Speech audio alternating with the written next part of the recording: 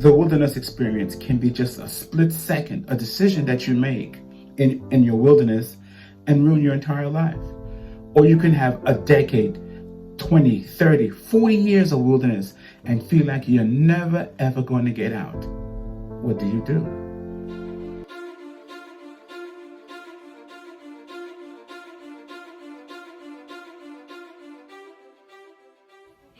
The people of God had their wilderness experience. The first time we see a wilderness experience is when Adam and Eve commit the sin and they're thrown out of the Garden of Eden. Then also we know about the wilderness experience of the people of Israel, where they spent 40 years marching towards the promised land. And this was a difficult time for them. They were lost. They were really homeless, and they're trusting God. Perhaps we're now trusting God for something, but we also feel lost. We also feel homeless. We also even may feel like we're a motherless child. And in this wilderness experience, they had really only scraps. They had manna. They had little things to pick up in the morning for their food. So they were in a wilderness experience, yet still they're not having steak or lobster or all the good things that we like to eat. Sometimes in your wilderness experience, that's what you're going to have. You're not going to have everything that you want. And today, if you're struggling in your wilderness experience and you're going through scraps, hold on a second. Also at night, in this wilderness experience, they had a column of fire at night. And so in the wilderness experience, it's not a time of prosperity. It's not a time where things are going to go right. And even in their wilderness experience, they made it worse. And when Jesus had his wilderness experience, he went for purification. He came out.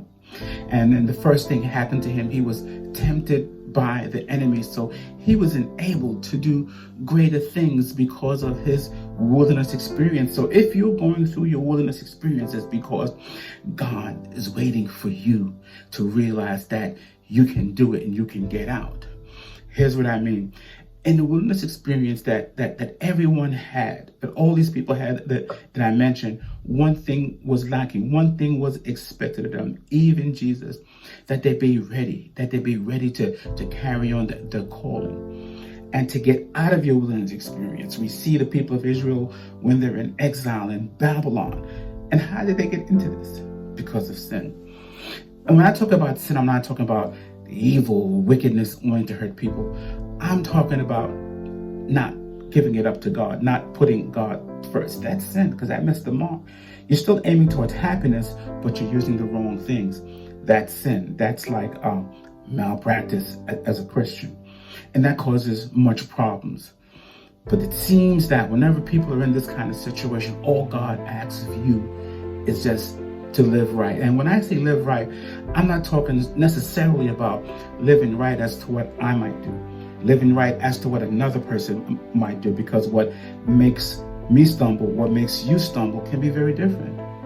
But living right means that you put God first, which means that you develop right conduct for your life, that you lead a life that is above reproach, that you honestly and surely, and you make the commitment to lead your best life. And once you make that commitment for your best life, the wilderness experience ends. I remember of even Nehemiah when they were again in the wilderness experience, and he had opposers who didn't want him to build a wall. And there were some of them who went to build a wall, but because they engaged in conduct that was not becoming of themselves, they had difficulty and they were infiltrated. When the people of God were in the wilderness and Balaam wanted to curse them, that people want to curse you, don't want to see you do well.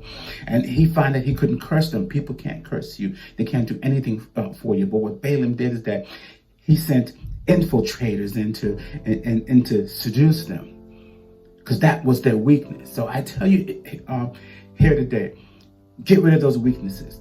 Give those witnesses up to God. And if you do that very thing, you will come out of your wilderness experience, because it's not a bad place to be. It's where God is showing you that you have no other place to go. And if you want out of your wilderness experience, just develop right conduct.